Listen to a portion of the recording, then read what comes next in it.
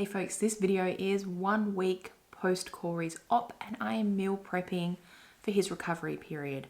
I'm also doing my first Costco shop in preparation for transitioning to like longer periods between shops, say 4 to 6 weeks. My main focus for the Costco shop was to get some larger packs of protein, but you'll see that I got some other like bibs and bobs as well. The reason for mainly protein is because we get vegetables out of the garden. We're lucky enough to have some local like roadside stalls where we can get some vegetables. And there's also like a few decent local shops where we can go to top up veggies in between shops. The goal with my meal prep on this video was to get it done as quick as possible because I had limited time as I was kind of driving back and forth from the hospital, and Corey was due home like any day. We weren't 100% sure, so I wanted to get it done and off my plate.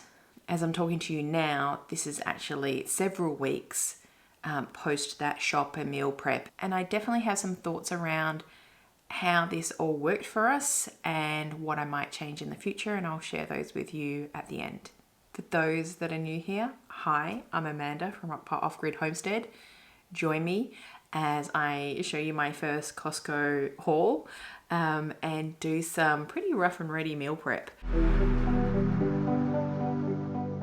Now, I did say that I went primarily for meat and protein, but I did go into the fresh food section and just get a few like longer lasting things. I wouldn't usually get sliced mushrooms, but like I said, I'm on a time crunch, so I was looking for things that might give me an opportunity to get more meals on the table faster with more stuff in it. All right, some spuds. I'm going to do some cottage pie with that, so I needed quite a few. $8.49. Carrots, I want to try canning some. That is a 3 kilo bag for $3.79. The sliced mushrooms, $7.99. That was the same price as the whole mushrooms. So yeah, maybe a bit of a convenience thing. Some cucumbers, a whole bag of them, like 1.2 kilos. That was $5.99. Coconut oil, so that's $25.99. That stuff up the back there is just from the garden.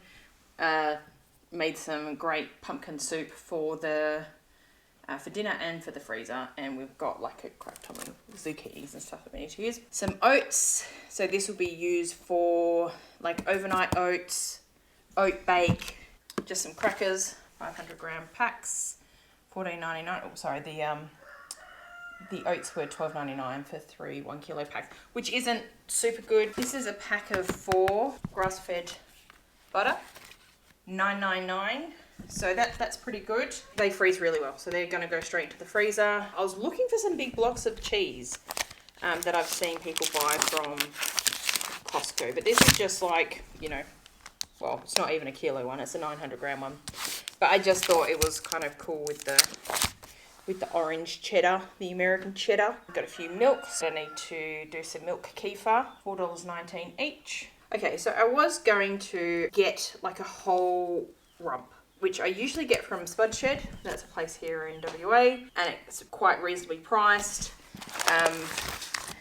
Though my favourite part of getting the whole rumps is cutting off that top rump cap and turning into steaks, because this is the picanha cut, right? And it's one of our favourite economy steaks, and I'll kind of show you how we cut that up nice and thick. It's $19.99 a kilo. When we get the whole rump from Spud Shed, that's closer to like $15 a kilo. So it's a few dollars a kilo more, but it's the main bit that kind of I want, which is the steak bit. Also got the chuck steak, stew steak, that I'll be able to cut up and make into like pie filling, stews and curries. So I've got that. I'll cut that up, divide that up. We're a big fan of skin-on salmon, and that's $43.99 a kilo, which is quite expensive. Kind of par for the course at the moment. So I'll divide that into 2-piece sections and then freeze them. Got a bunch of chicken. We've got chicken breast, $9.89 a kilo. We've got beef mince, $9.99 a kilo. Pork mince, which is cheaper again, so $7.59 a kilo. I'm going to make up a bolognese that we can use just with pasta or a lasagna, or probably also use this for our cottage pie base, and then like freeze some in chunks or make up some beef patties. Just kind of meal ready stuff for the two of us. Got some bacon, $17.99 for 1.5 kilos. It's in like 3 packs, so I can just cut them and freeze them. And these just looked really great. I liked how thick they were. I can probably like maybe marinate some of them or crumb them, or there's like a few different options. That was $11.99 a kilo, so that was a bit more expensive, but I compromised on some things because of convenience instead of the thing that will take like a little bit more effort and time, because at the moment I don't have time. Corey's going to be coming home soon and I want to have all this stuff ready. I'm going to start with the rump cap to get my picanha steaks. Getting it all nice and dry really helps with the cutting of it. If I can get some of that off. I don't really fuss too much with the thick fat cap. I just leave it on, or I might trim some off if like it's super thick. But when we cook these, like we cook it with the fat cap down first, like in the hot cast iron pan, and that way it kind of renders out.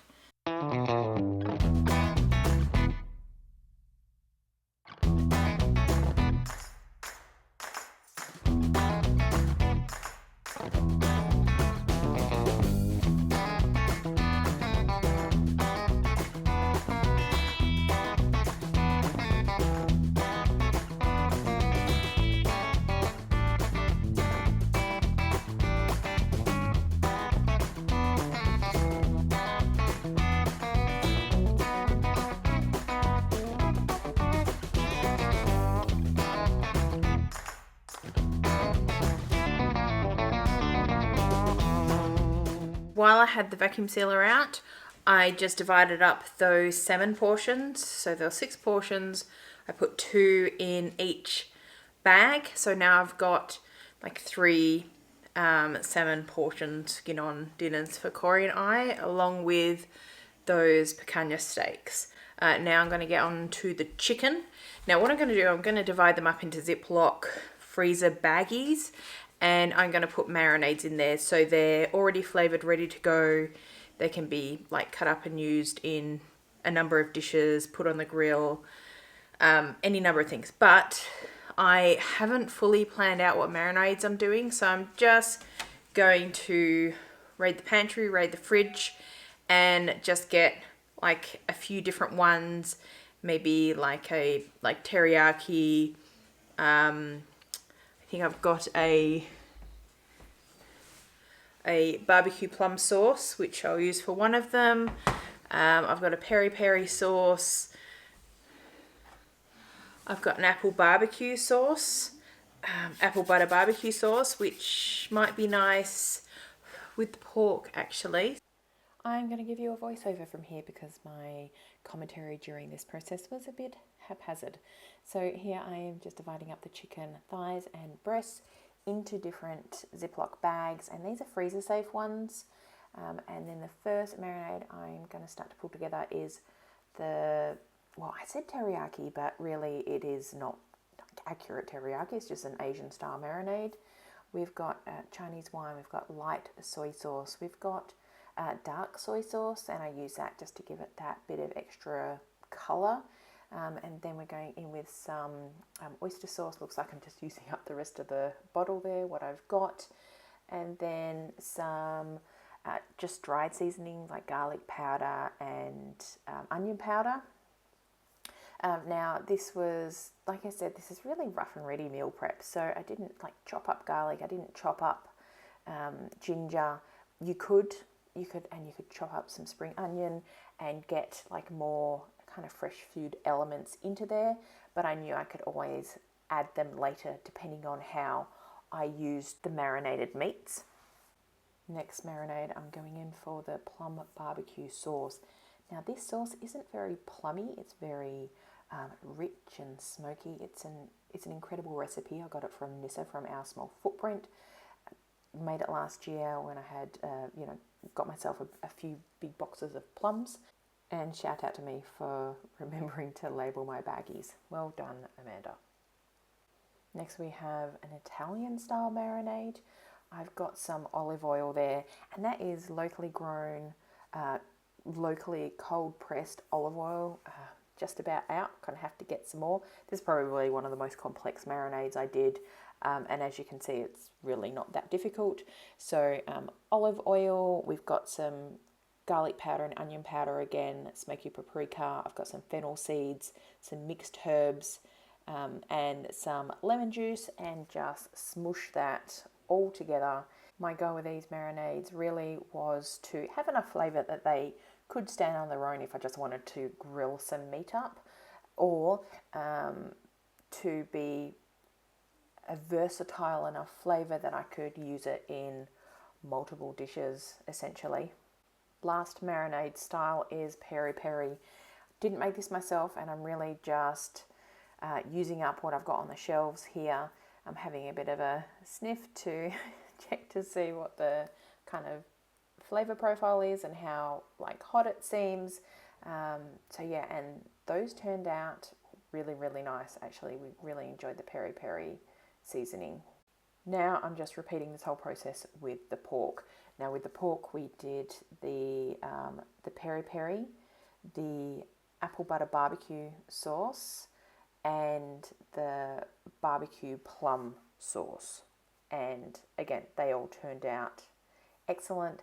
The peri peri sauce was a particular standout on the pork steaks, and yeah, we'll definitely be doing something similar like that again, I'm sure. Alright, so that is not all the meat done. That's as far as I'll go today. Tomorrow I'll deal with the pork mince, the beef mince, and the beef chuck steak stuff. I've also got these packets of pumpkin soup pumpkin and ginger, and it's got some turmeric and some garlic and the stuff in there.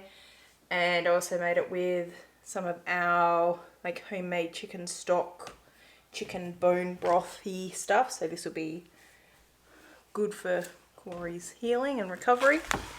And I've got 6 of those. So I know we didn't do them today, but I did them just the other night with our homegrown pumpkins, which is nice. So I'll just give you a look at what we've got.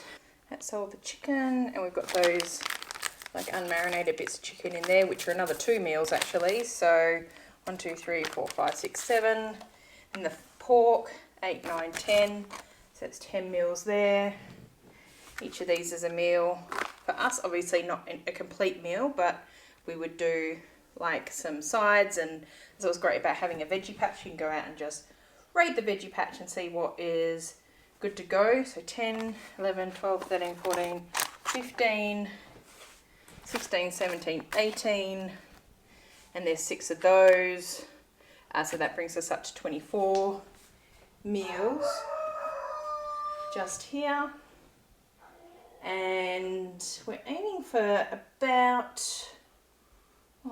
6 weeks. So 6 weeks is how long Corey cannot be, has to have his foot elevated, non-weight bearing. So that is the period of time that I want to make sure that I am as available as possible and not spending a whole lot of time in the kitchen preparing, driving places to go buy food.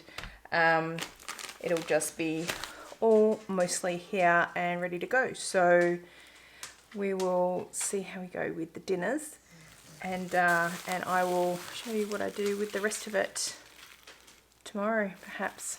Don't go. I just want to share with you my thoughts on the bulk food shopping approach, and maybe tell you my thoughts around whether or not I'm going to go back to Costco. So bulk food shopping, there's actually, with it just being the 2 of us, a decent amount of shopping lasts a fair amount of time. So our bulk food shop might not look like the bulk food shop of a large family, for example, or an extended family. There's a few things about transitioning to a bulk food shop that is probably going to make it easier. Like when you're preparing to do a bulk food shop, do an audit of your last few shops, or track your shopping for a few months to get a sense of what you're buying, how much it is, the volumes you're buying, how you're using it, if you're using it, is it going to waste? And then you'll be able to plan better going into your shop. The second thing is kind of deciding whether you're going all in on the bulk food shop or whether you're going to do mostly bulk purchases with top-ups in between. That really depends on your location, your accessibility to shops, your resources, your ability to store and preserve food. Also think about transport. Costco is like an hour and a half from us, so bringing back all that meat. On that occasion, I just went with some bags of ice, but if I did it again, I would be properly set up with maybe some eskies. Then once you get the food home, do you have somewhere to store it?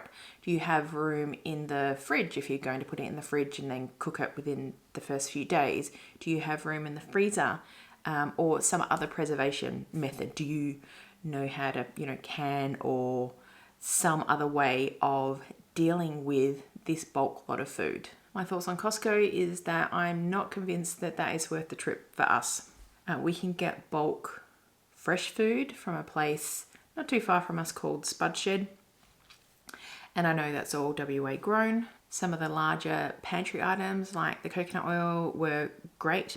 I couldn't get that anywhere else, at least I don't know where to. But then the oats were kind of pricey. I didn't make it to the baking aisle. That might have changed my mind a bit. Maybe again, if I had a specific list of kind of bulk pantry items.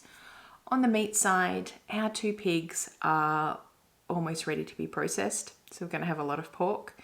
And then after that, we're looking at getting like a half or a quarter cow to stock up our beef reserves. And then we're also raising and processing our own chickens. So probably not for that either. And that's not a bad thing, right? Because that's why we're doing this. We're trying to get to the point where we are more self-reliant and self-sufficient for longer periods of time. And then even some of like the household and pantry items, moving towards like making those that we can ourselves, so they're not additional things we need to purchase, and we kind of have the components or the ingredients here.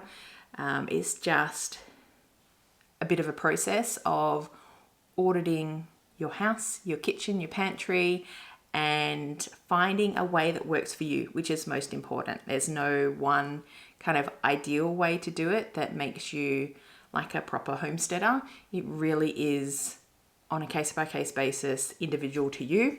And yeah, so this is just a journey we're on to find out what works best for us. So I hope you found that interesting.